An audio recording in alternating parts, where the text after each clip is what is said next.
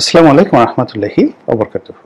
সম্মানিত দর্শক, গত 14 মাস ধরে ডক্টর মোহাম্মদ ইউনূসের অন্তর্বর্তীকালীন সরকার এই দেশ পরিচালনা করছে। দৃশ্যত তেমন কোনো সমস্যা নেই, কিন্তু পর্দার আড়ালে যে সকল সমস্যা পুরো বাংলাদেশকে কুঁড়ে করে খাচ্ছে এবং পুরো বাংলাদেশের যে অগ্রযাত্রা, সেই অগ্রযাত্রাকে স্তব্ধ করে দিচ্ছে। এবং এই সকল সমস্যার কারণে যে যার অবস্থান থেকে যে আর্তচিৎকার করছে, সে আর্তচিৎকারে নানা রকম ন্যারেটিভ চলে আসছে। বেশিরভাগ মানুষ বলার চেষ্টা করছেন আগেই ভালো ছিলাম, অর্থাৎ এই যে এখন যা কিছু হলো, গণ আন্দোলন হলো, তারপরে নতুন একটা সরকার এলো, আগের সরকার চলে গেল, তাদেরকে বলা হচ্ছে এখন তারা পৃথিবীর সবচেয়ে খারাপ একটা ফ্যাসিস্ট গ্রুপ, ইত্যাদি ইত্যাদি নানা কিছু। তো সেই যে ন্যারেটিভগুলো, সেই ন্যারেটিভগুলো জনপ্রিয় করা যাচ্ছে না, উল্টো সবাই বলার চেষ্টা করছেন আগেই ভালো ছিলাম, অর্থাৎ শেখ হাসিনার জমানাতে সবাই ভালো ছিল। আমি যথেষ্ট দ্বিমত পোষণ করি এই বিষয়গুলোর সঙ্গে, সেটা নিয়ে ভিন্ন প্রসঙ্গ, কিন্তু মানুষের মুক্তি আপনি বন্ধ করতে পারবেন না।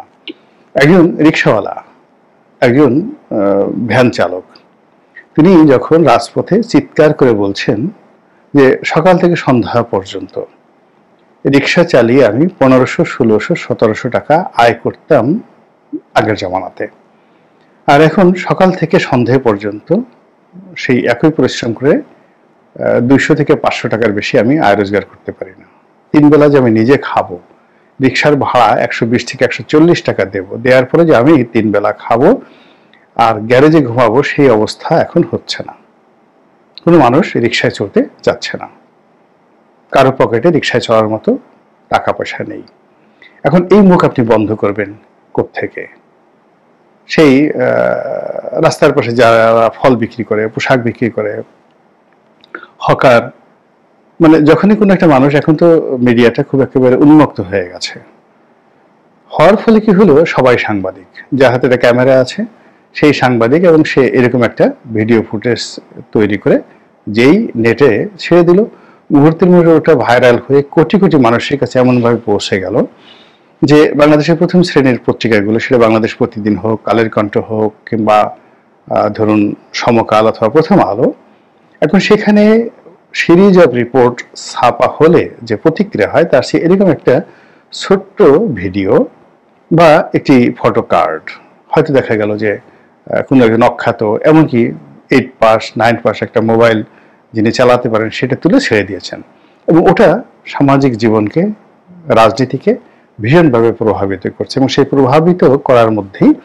গত 14 মাসে 1 নম্বর যে ন্যারেটিভ দাঁড়িয়ে গেছে, আগেই ভালো ছিলাম, এই ন্যারেটিভটি। দ্বিতীয় যে বিষয়টি নিয়ে এখানে আলোচনা করব, সেটা হলো যেই লাউ সেই কদু। আগে যেরকম ছিল এখনো ঠিক সেই রকম। আগে কি ছিল? আগে চাঁদাবাজি হতো, তারপরে ছাত্রলীগ ছিল, তারপরে অবিচার ছিল, সরকারের দাপট ছিল, দুর্নীতি ছিল, অনিয়ম ছিল, শেয়ার মার্কেট লুট ছিল, ইত্যাদি সব কিছু। তো এর প্রেক্ষিতে যমুনা টেলিভিশনের একজন খুব জনপ্রিয় উপস্থাপিকা আছেন, নিকল। তো সেই ভদ্রমহিলা, তিনি একটা টকশো করেছিলেন যার শিরোনাম ছিল যেই লাউ সেই কদু। এটা প্রায় 8-9 মাস আগের ঘটনা। তো ওটাও ভীষণ রকম সারা বাংলাদেশে জনপ্রিয়তা পেয়েছিল, এবং এটা বাংলাদেশের দ্বিতীয় ন্যারেটিভ, যেই লাউ সেই কদু। তো সেই যে লাউ এবং কদুর যে রাজনীতি, অর্থাৎ আওয়ামী লীগ জামাতে যা হতো আর ইউনূসের জামানাতে ঠিক সেম কাজটাই হচ্ছে, মানুষ কোনো পরিবর্তন দেখতে পাচ্ছে না। কিন্তু আজকের দিনে যদি তরতাজা খবরের কথা আপনি চিন্তা করেন, তাহলে নিকোলের সেই যে শিরোনাম, এটি পাল্টে গেছে। পাল্টে গেছে এই কারণ যে আওয়ামী লীগ জামানাতে আসলে মব ছিল না, অর্থাৎ আওয়ামী লীগের যে অপকর্মগুলো ছিল সবই এখন আছে, কিন্তু এই জমানাতে এমন কিছু ঘটনাগুলো ঘটছে, প্রশাসন, ঘুষ, দুর্নীতি থেকে শুরু করে সব জায়গাতে, যেটি আওয়ামী লীগ জামানাতে কল্পনাও করা যেত না। যেমন সচিব পদ, একজন সাবেক সচিব বা একজন খুব নামকরা সচিব, তিনি ফেসবুকে নিয়মিত লিখে যাচ্ছেন যে একটি সচিব পদে নিয়োগদানের জন্য টেন্ডার করা হয়, যে কত টাকা কে দিতে পারবে। আবার ডিসি পদে নিয়োগের জন্য 20 কোটি 30 কোটি টাকা লেনদেন হয়েছে, এরকম অসংখ্য অভিযোগ মানে রীতিমতো ইন্টারনেটে, সামাজিক মাধ্যমে, এমনকি মূলধারার গণমাধ্যমে করা হচ্ছে।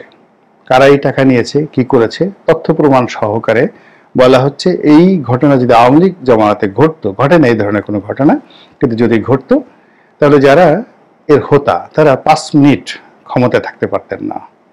কিন্তু এখন কি হলো, পয়েন্ট আউট করা হচ্ছে যে এই লোক এই কাজ করেছে, কিন্তু তারপরে সেই লোকের একটি টিকি মানে একটা পশম স্পর্শ করার ক্ষমতা আমাদের কারোর নেই। এর ফলে যেই লাউ সেই কদু এখন মানে পুরনো হয়ে গেছে।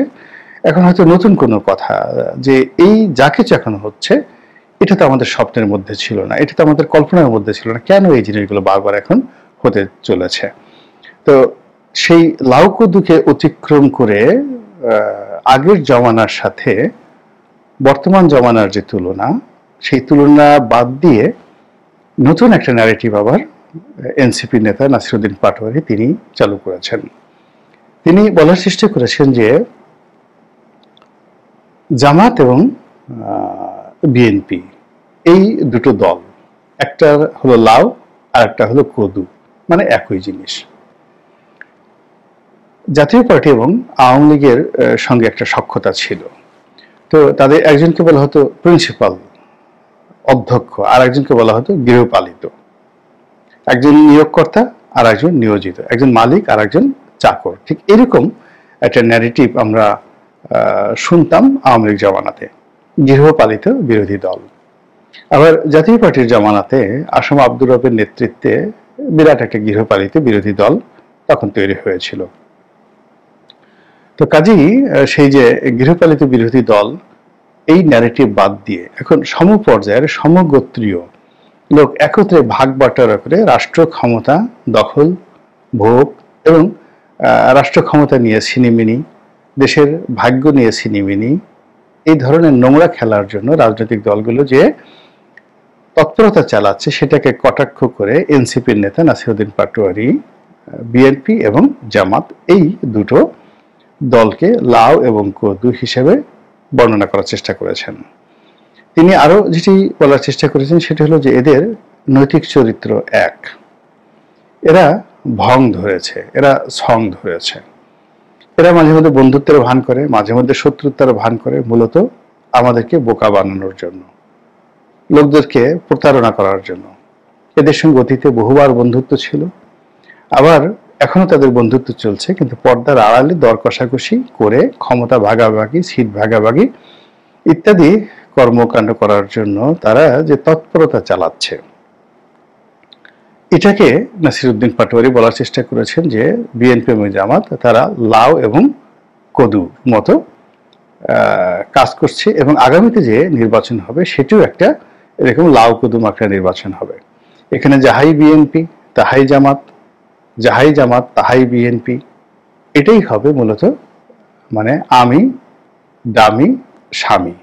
আওয়ামী লীগ জমানাতে যে একটা রব উঠেছিল 2014 নির্বাচনকে কেন্দ্র করে, ওইরকম একটা আমির আমির সামনে যে একটা ভাগ বাটোয়ারা নির্বাচন হবে, আমি দাঁড়াবো তুমি বসে যাবা, তুমি দাঁড়াবা আমি বসে যাব, এই যে ইত্যাদি যে কথাবার্তাগুলো সেই সময়টিতে চালু হয়েছিল, ঠিক সেই জিনিসটি আরো ব্যাপক আকারে আগামীতে হতে যাচ্ছে বলে নাসিরউদ্দিন পাটোয়ারি যে সতর্কতা জারি করছেন, তার প্রেক্ষিতে যখন আলোচনা তুঙ্গে, ঠিক সেই সময়টিতে আবার হঠাৎ করে দেখা গেল জামাত এবং বিএনপির মধ্যে আবার দূরত্ব শুরু হয়েছে।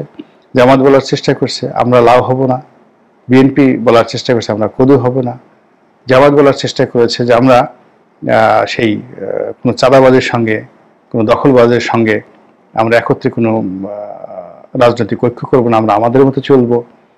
আবার বিএনপি বলার চেষ্টা করছেন যে 71-এর একটা পরাজিত শক্তি, তারা এই দেশের পুরো রাজনীতিকে শেষ করে দেওয়ার জন্য, রাজনীতিকে বিপথে পরিচালিত করার জন্য যে কাজকর্ম করছে এটা কোনো অবস্থাতেই বরদাস্ত করা যাবে না বা হবে না। তো এইরকম যে রাজনীতির যে বাহাস, অদ্ভুত অদ্ভুত ঘটনা ঘটে চলেছে। আর যে নির্বাচনের কথা আমরা ভাবছি, সেই নির্বাচনে দেখবেন যে লাউ রান্না করলে বা কদু রান্না করলে আমাদের দেশে ঠিক লাউ কদুর ঝোল বলেন, মানুষ যতটা পছন্দ করে তার চেয়ে লাউ তার সঙ্গে যদি ডাল দিয়ে রান্না করা হয়, এটা বেশ উপাদেয়।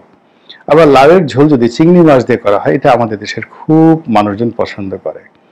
তো এখন এই যে বিএনপির লাউ বা জামাতের যে কদু, তাদের যে তরকারি বা নির্বাচন, সেই নির্বাচনের মধ্যে দেখবেন যে চিংড়ি হিসাবে এগুলোকে বলা হয় আনাজি চিংড়ি, মানে তরকারি চিংড়ি, ছোট ছোট চিংড়ি। এই চিংড়ি হিসাবে ছোট ছোট যে রাজনৈতিক দলগুলো আসবে, তারা কিভাবে এই লাউ এবং কদুর সঙ্গে মিশবে, আর সেই যে লাউ কদুর সঙ্গে চিংড়ির যে মিশ্রণের তরকারি, সেই তরকারি যেভাবে পরিবেশন হবে, তাতে করে সাধারণ জনগণ, এখানে আমি ফজা মিয়ার মজা যে শব্দটি ব্যবহার করেছি, আমাদের গ্রামে ফজা পাগল নামক এক ধরনের একজন পাগল ছিলেন। আমরা সবাই তাকে ভালোবাসতাম। দুনিয়া তেমন কিছু বুঝতেন না। যে কোনো বাড়িতে গেলে তাকে খাওয়া দাওয়া দেওয়া হতো। তো মানে যে যেভাবে, একটা শিশু যদি বলতো যে ফজা তুমি তোমার বন্দুকটা একটু দেখাই দাও, সে কাপড় উঠিয়ে তার বন্দুকটা দেখাই দিত। তো এরকম আর কি, সহজ সরল যারা মানুষ, যাদেরকে সহজে প্রতারণা করা যায়, তো যাদেরকে ধোকা দেওয়া যায়, যাদেরকে ঠকানো যায়, আমাদের দেশে তাদেরকে সাধারণত আমরা এরকম ফজা মিয়া বলে যাকে বলা হয় ঠাট্টা মস্করা করি। তো সেক্ষেত্রে আগামীতে যে একটা প্রতারণা নির্বাচন হচ্ছে, প্রতারণার যে একটা সন্ধি হচ্ছে রাজনৈতিক দলগুলোর মধ্যে, সেখানে আমাদের মধ্যে যারা সাধারণ মানুষ, আমরা রাজনৈতিক দলের নেতাদেরকে সম্মান করি, মর্যাদা দেই, তারা আসলে কতজন কিভাবে ফজা মিয়ায় পরিণত হব, এবং আমরা কিভাবে সেই লাউ কদুর নির্বাচন, লাউ কদুর জোট, সেই জোটের মধ্যে চিংড়ির যে মিশ্রণ, সেটা কিভাবে উপভোগ করব, সেটা আগামী দিনগুলোতে বুঝতে পারবো।